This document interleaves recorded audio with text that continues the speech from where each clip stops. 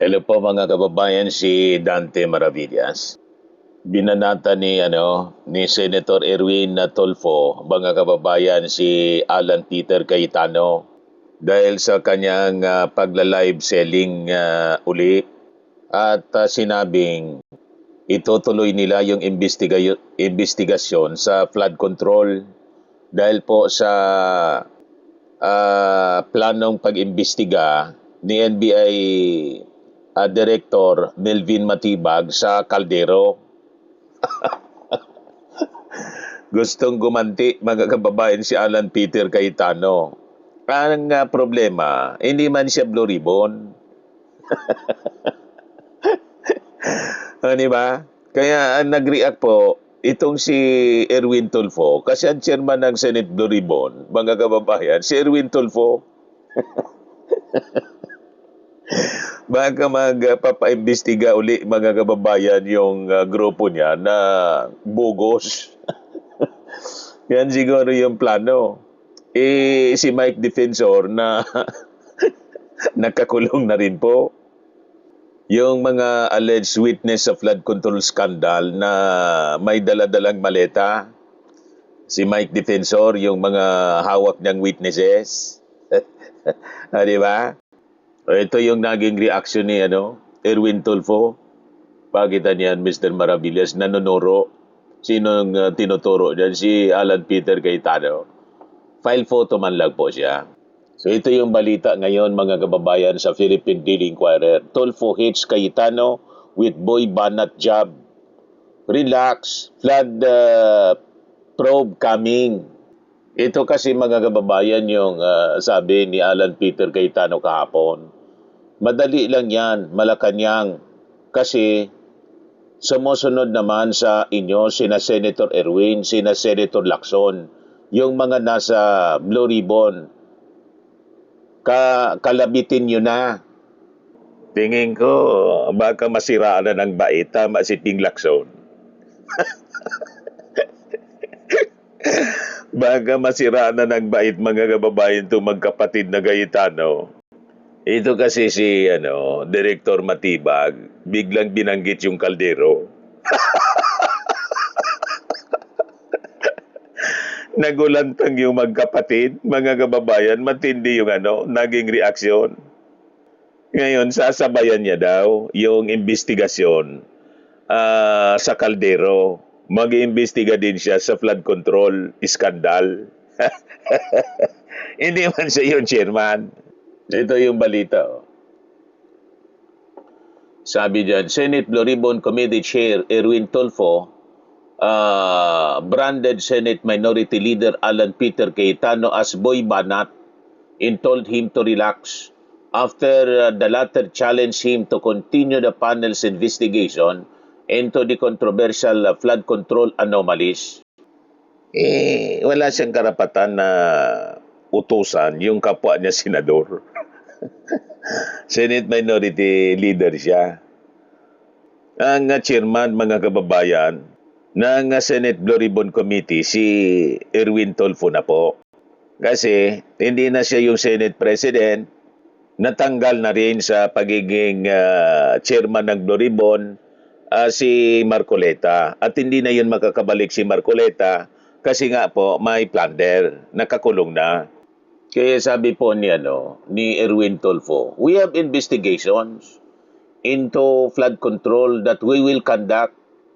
So, tell him to just relax and not get too worked up. Really? Boy banat just says whatever, sabi po ni Tulfo sa interview po ng DCMM. He just has to wait because the Blue Ribbon Committee has yet to be formally convened. The point is, we will get to that. We will not stop investigating the flood control issue, sabi po ni Erwin Tulfo. Correct. Busy ngayon mga kababayan, yung mga senador sa trabaho nila bilang mga judges, senator judges. Dapat one at a time.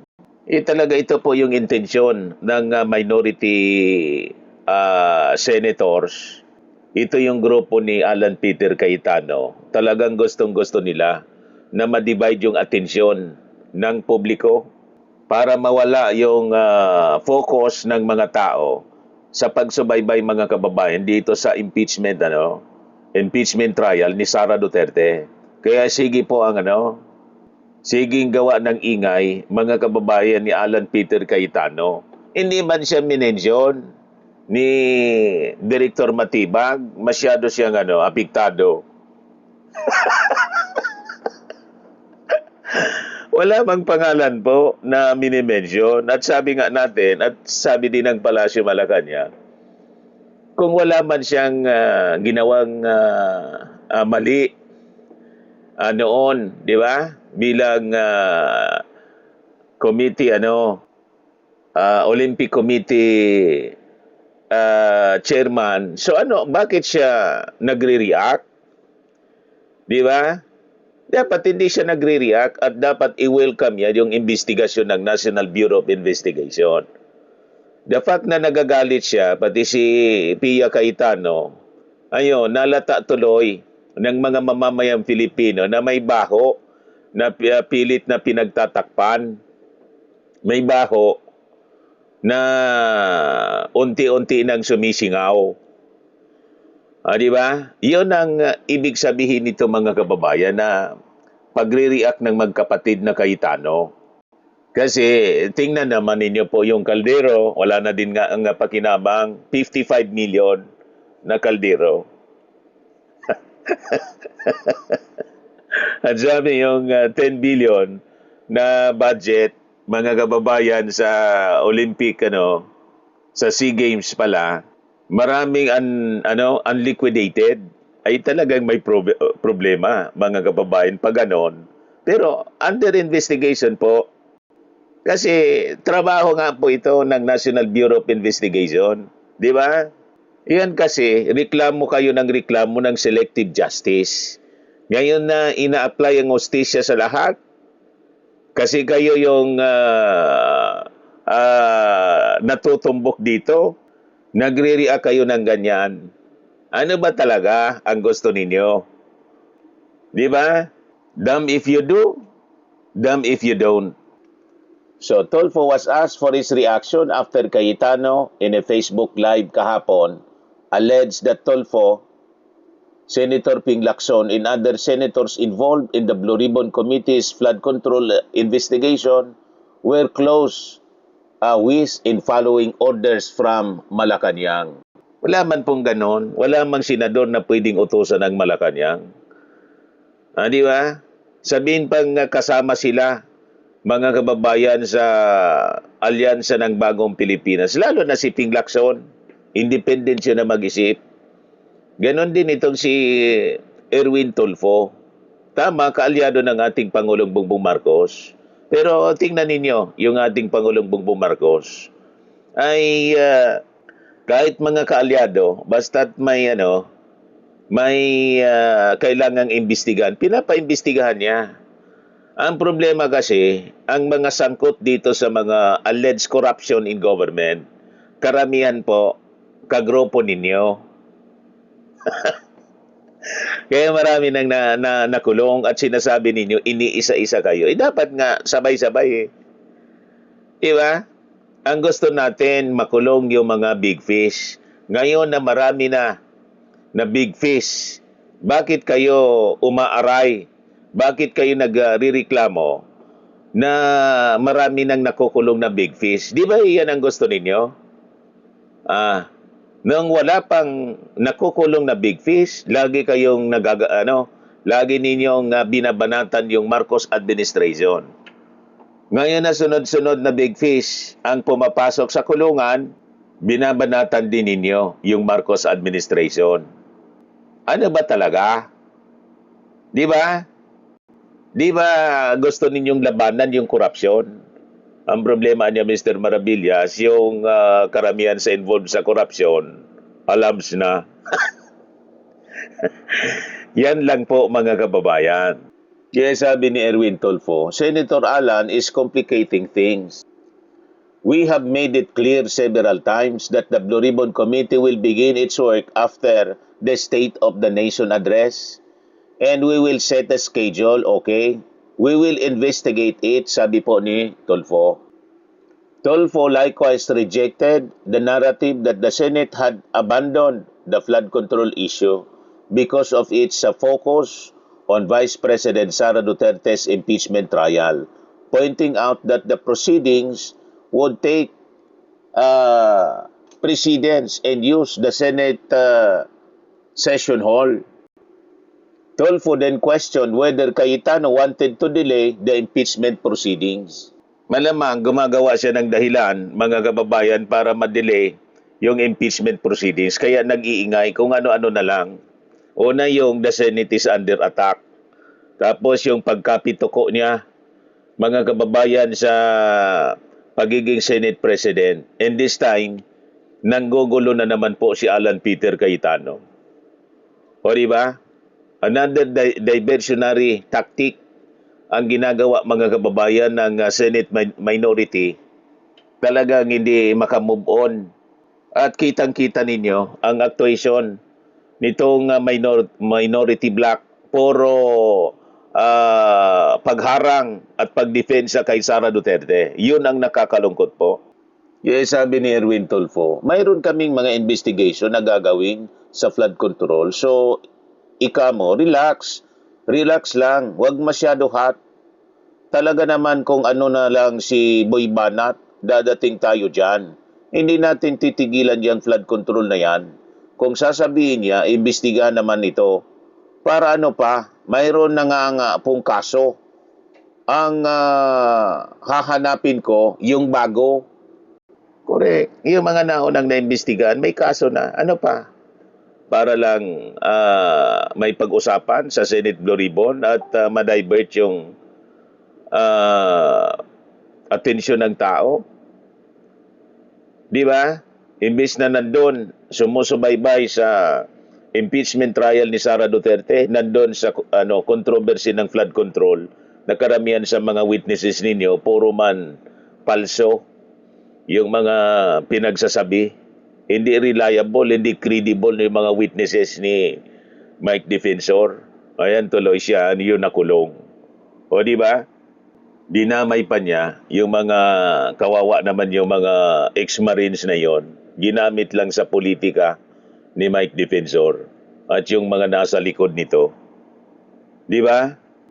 Ngayon kanina, may ina-announce, mga kababayan, may sinasabi si NBI Director Melvin Matibag. Ito po, sabi niya dito, bakit kaya nag-react si Senator Alan Peter Cayetano? NBI Director Melvin Matibag, who is currently in Cebu, says the Bureau is set to subpoena officials of the Philippine Southeast Asian Games Organizing Committee over alleged irregularities in the 2019 Southeast Asian Games. Among those set to be summoned are Ramon Tats Susara, Dexter Estacio, and John Lester Buenconsejo, are members of the FIS GOC's Board of Trustees. Sabi niya, nakapagtataka nung binanggit natin na iimbestiga natin ito. Bakit kaya nagre-react si Senator Cayetano? Wala naman yung pangalan niya dito. Wala naman yung pangalan niya. Di man binabanggit yung pangalan niya. When asked for his reaction to Senator Alan Peter Cayetano's recent statements about the investigation, pumutak bigla. Di nalata, mga kababayan, na nangitlog, pumutak ganon ang manok.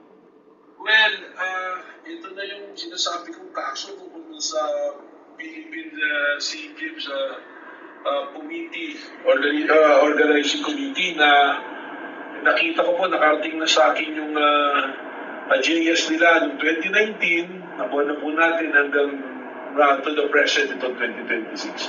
Ano kung nakita niya na dyan na posibleng magamit nyo? Ito po, nandito yung papasagpuin na po natin si Ramon Susara, yung po yung chairman noong 2019.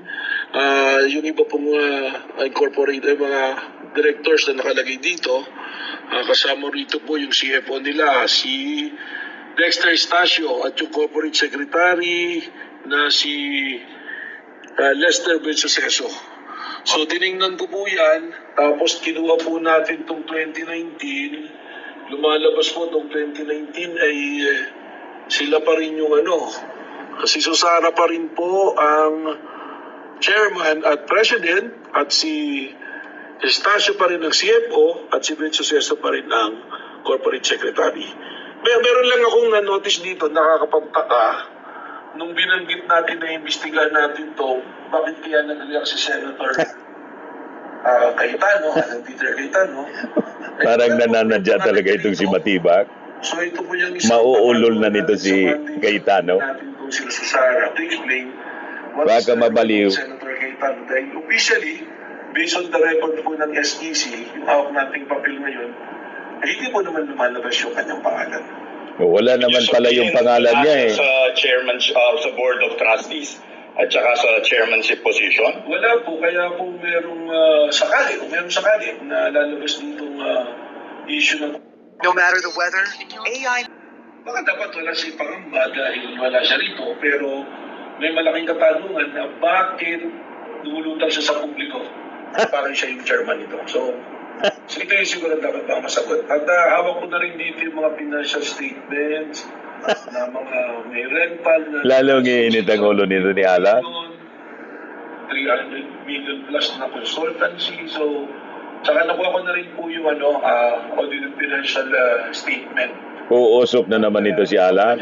So, ito po, ito po yung mga dokumento na mating sa atin. So, may isasabi na kayong mga dokumento at mga tao sa Lunes. Sa Lunes po, mag-issue tayo ng subpoena para sa Nagsusubpoena na. Si Ramon Susana, si Dexter Estacio, John Lester Bensuceso, at ibang director, at testificandum and duces tecum po ito. Papadala natin. Okay, salamat po, Director.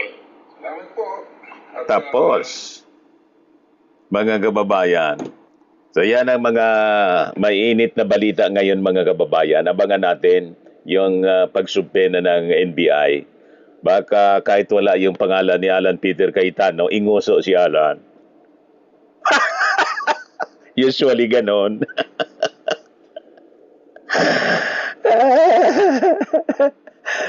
O, di ba?